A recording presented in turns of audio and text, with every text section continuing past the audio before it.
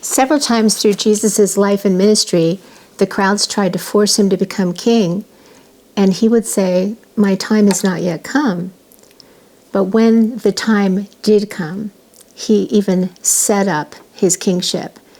And one of the verses that I wanted to share with you in a prophecy for today is Zechariah 9:9, which says, "Rejoice greatly, O daughters of Zion. Shout in triumph, O daughter of Jerusalem.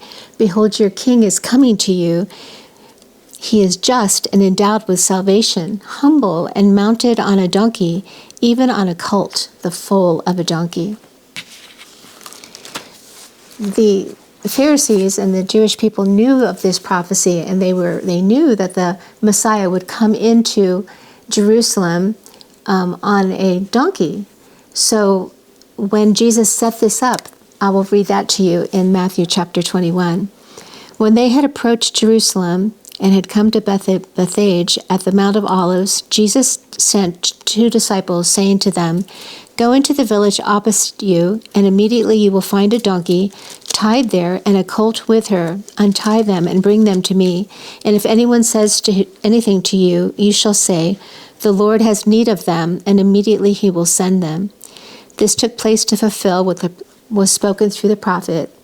"Say to the daughter of Zion, Behold, your king is coming to you, gentle and mounted on a donkey, even on a colt."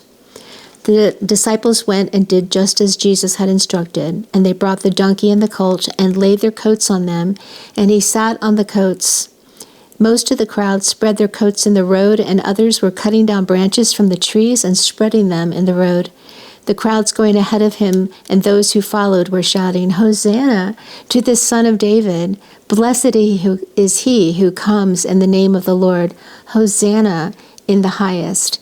And when he entered Jerusalem, all the city was stirred, saying, "Who is this?" And the crowds were saying, "This is the prophet Jesus from Nazareth in Galilee."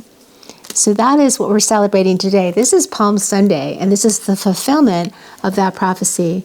Jesus coming into his kingship through the sheep gate into Jerusalem.